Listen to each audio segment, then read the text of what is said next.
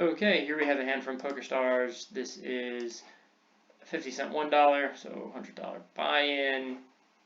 We get a raised 2.5 big blinds from a tight aggressive regular here in middle position, so 13% voluntarily put money in the pot, 9% raise, 3% 3-bet, 61,000 hands played with this opponent.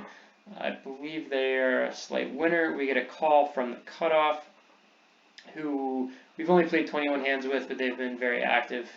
48% VPIP, 33% raise. They might just be on a heater of good hands, or they might just be playing very loose. My guess is that they're just playing loose.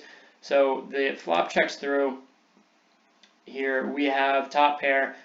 I'm tempted to bet because I think if either of them had a flush draw, they should have bet on the flop.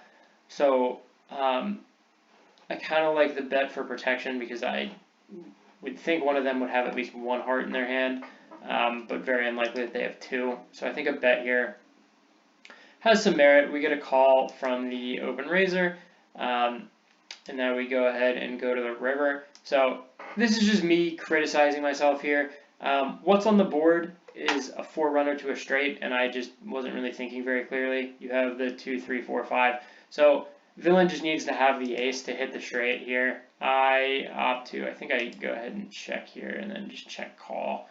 Yeah, I check call, which would make sense if the 5 didn't hit the board, but the 5 did hit the board. This is just me reminding myself that sometimes when you're playing 10 tables, you need to actually think your decisions through, especially on the river, and not just say, oh, I have top pair, I'm gonna check call. I wasn't paying attention to the fact the low straight draw filled in like that. Like I said, I think the bet on the turn made sense because they did have the ace, so they obviously are gonna call there, because they have the flush draw and the gut shot there, which they went ahead and hit. And so I think that's an easy check fold on the river, but otherwise pretty standard hand.